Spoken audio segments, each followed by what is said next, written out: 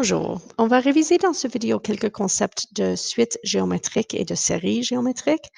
Euh, on a vu ça en maths 20 BI, mais notre emphase dans ce cours, c'était vraiment les suites et séries arithmétiques. Alors, on va explorer un peu plus en détail les suites géométriques. So, une suite géométrique est une suite dans laquelle les termes consécutifs ont un rapport constant. C'est-à-dire, si je divise un terme par le terme précédent, on a toujours la même valeur.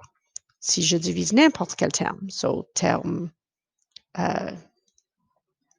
le 8e terme divisé par le 7e terme devrait être la même chose que le 29e terme divisé par le 28e terme.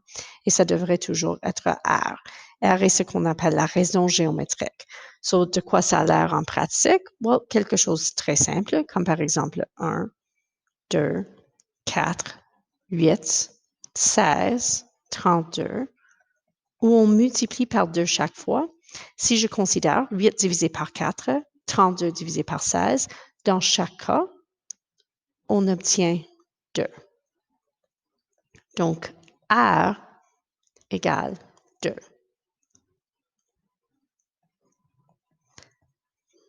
Essentiellement, on multiplie par la même chose chaque fois. Mais ça pourrait être plus complexe. Par exemple, disons que j'ai 9 et puis j'ai négatif, disons 6. Et puis après ça, positif 4. Et après ça, négatif 8 tiers. Et après ça, disons que j'ai positif 16 neuvième, etc.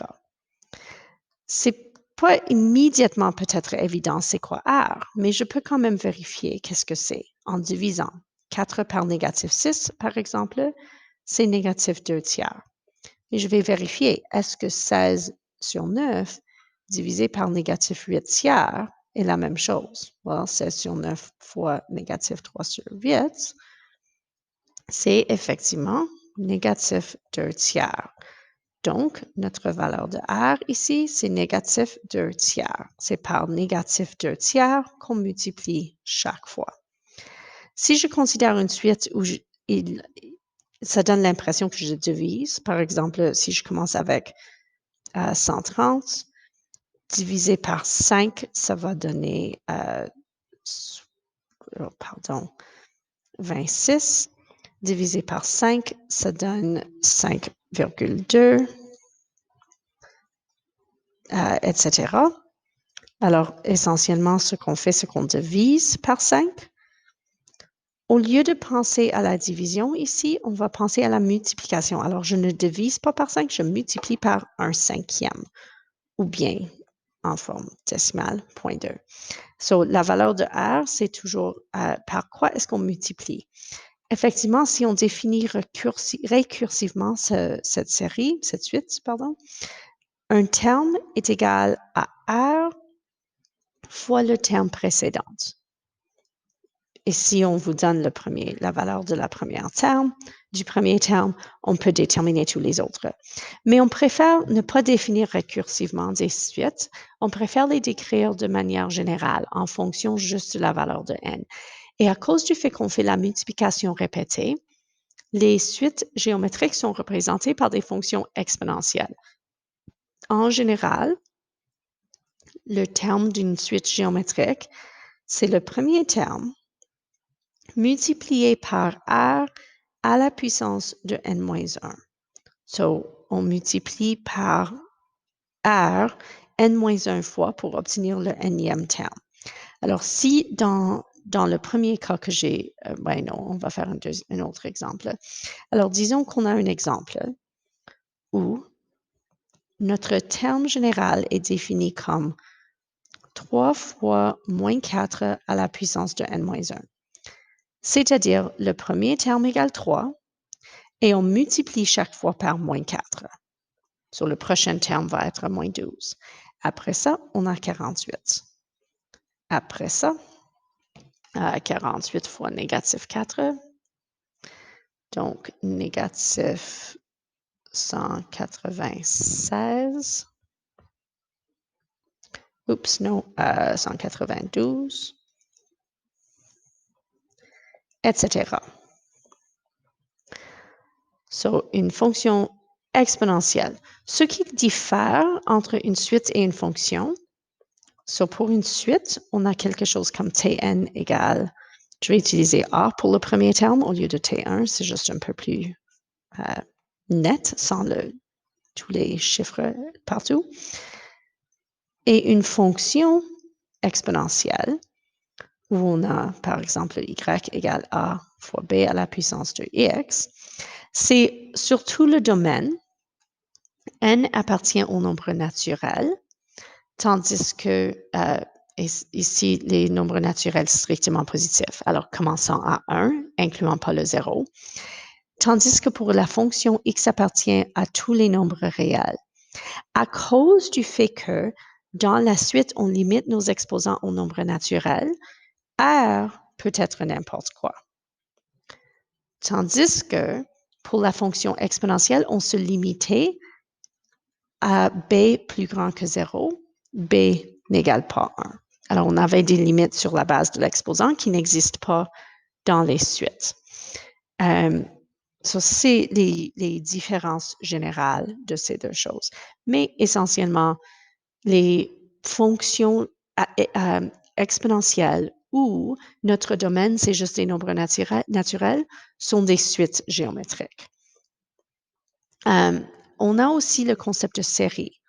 So, une série est la somme d'une suite, somme des termes. Et on peut avoir des sommes partielles.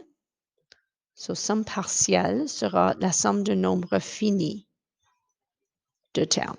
So, par exemple, S8 représente la somme des 8 premiers termes. Et puis, on peut avoir une somme infinie parfois. Si les sommes partielles convergent sur une valeur. So, une somme infinie ne va pas toujours exister, mais si ça existe, on va représenter par juste S ou S infini. So ça, c'est si, à mesure que j'ajoute de plus en plus de termes, ça s'approche à quelque chose, on pourrait parler d'une somme infinie. On va parler des sommes infinies en classe, mais juste pour discuter un peu des sommes partielles. Soit la série, où j'ai, par exemple, 2 plus 6 plus 18 plus 54 plus, disons, 162, etc. So, ça, c'est une somme infinie parce que je mets l'ellipse ici, je mets point, point, point, alors pour indiquer que ça continue. So, c'est une série qui n'a pas une valeur, ça va être plus grand à mesure qu'on ajoute de plus en plus de termes, mais je peux considérer ces sommes partielles. So, disons la somme partielle des 5 premiers termes. Ça, c'est les termes que j'ai montrés ici. Évidemment, quand c'est juste 5, je peux juste les ajouter ensemble pour trouver. Mais si je veux la somme des 100 premiers termes, je ne veux pas vraiment avoir besoin de calculer chacun de ces 100 termes et de les ajouter ensemble. Alors, on préfère avoir une formule. La formule qu'on a développée en maths 20, alors je ne vais pas aller en détail sur comment est-ce qu'on a trouvé cette formule, mais la formule pour la somme des n premiers termes d'une série géométrique est le premier terme fois 1 moins r à la puissance de n divisé par 1 moins r. So, pour trouver la somme des 5 premiers termes, par exemple, j'ai besoin de connaître le premier terme et r. Le premier terme ici, c'est 2. R, c'est le rapport entre les termes consécutifs, alors 6 divisé par 2 ou bien 18 divisé par 6, donc R égale 3. Donc, on a 1 moins 3 à la puissance de 5 divisé par 1 moins 3. OK, so 3 à la puissance de 5, c'est 243. 1 moins 3, c'est négatif 2. Alors, j'ai 2 divisé par négatif 2, donc j'ai négatif 1 moins 243, ou bien la somme des 5 premiers termes ici, négatif, négatif 242. Alors, 242, c'est la somme de ces 5 termes. Évidemment, pour 100 termes, je vais avoir un nombre très, très grand parce que c'est 2 fois 1 moins 3 à la puissance de 100 sur 1 moins 3. Je ne vais pas évaluer 1 moins 3 à la puissance de 100 ici, mais comme j'ai vu dans la question précédente, 1 moins 3, c'est négatif 2. Alors, je peux simplifier un petit peu pour dire que ça, c'est négatif 1 moins 3 à la puissance de 100, ou bien plus commun, on va dire 3 à la puissance de 100 moins 1. Et ça, c'est donc la somme. Je ne vais pas évaluer parce que 3 à la puissance de 100, c'est un nombre à comme 50 chiffres. OK, so ça, c'est la somme d'une série géométrique. Si j'ai quelque chose avec une valeur de R qui est décroissante, je peux trouver une somme infinie. So, considérons par exemple la suite qui est définie par 3 à la puissance de, pardon, pas 3, 1 tiers à la puissance de n. So, dans ce cas, mon exposant, c'est pas n-1, c'est juste n. C'est car le premier terme et la base de l'exposant ont la même valeur. Essentiellement, ça, c'est comme si j'avais 1 tiers fois 1 tiers à la puissance de n-1. Donc, le premier terme égale 1 tiers et la raison géométrique égale aussi 1 tiers.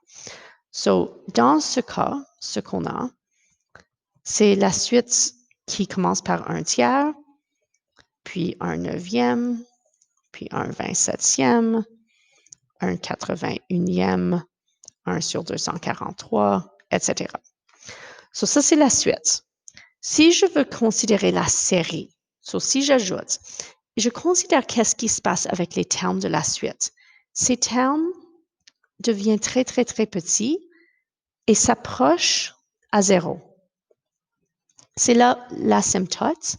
Si je considère la fonction exponentielle y égale 1 tiers à la puissance de x, il y a une asymptote à y égale 0 parce qu'à mesure que x devient plus grand, y s'approche à 0. C'est la même chose ici avec les termes de la suite. À mesure que n s'approche à l'infini, j'ai des nombres de n comme 1 million, 3 milliards, la valeur de 1 sur 3 à la puissance de whatever va devenir très, très, très petite et les termes s'approchent à 0. Alors, si je considère la somme, disons que je considère la somme des 10 premiers termes, la somme des 10 premiers termes va être le premier terme fois 1 moins 1 tiers à la puissance de 10 divisé par 1 moins 1 tiers. Mais si je considère qu'est-ce qui se passe quand j'ai 1 tiers à des puissances qui sont de plus en plus grandes, cette partie de la formule devient très, très, très petite et pourrait même disparaître essentiellement. Ça disparaît jamais, c'est toujours pas 0, mais c'est un nombre qui est extrêmement proche à 0.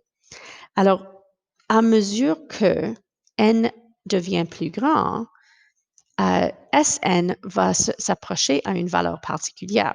En fait, si je mets cette valeur dans ma calculatrice pour déterminer c'est quoi la somme des 10 premiers termes, j'ai une valeur comme 0.4999, etc. Si je sais avec S100, c'est-à-dire je change cette valeur à 1 tiers à la puissance de 100 et je divise par 1 moins 1 sur 3, ma calculatrice va me dire que la réponse est 0.5 parce que cette partie 1 tiers à la puissance de 100 est devenue tellement petite que la calculatrice pense « Oh, c'est juste 0 ». Alors, si je considère S infini, alors j'ai 1 tiers fois 1 moins 1 tiers à une puissance qui est essentiellement infinie, divisé par 1 moins 1 tiers. Je peux effectivement ignorer cette partie. C'est effectivement 0. quand l'exposant est extrêmement grand. Alors, si ça, c'est effectivement 0, j'ai essentiellement 1 tiers fois 1 divisé par 2 tiers, qui donne 1 sur 2 quand je simplifie. Donc, la somme infinie de cette série, c'est 0,5 parce que les sommes partielles s'approchent à 0,5. En général, pour une série géométrique infinie, si la valeur absolue de R est plus petite que 1, la série va converger. La série converge, c'est-à-dire que la somme infinie existe. Et la somme infinie va être juste A divisé par 1 moins R.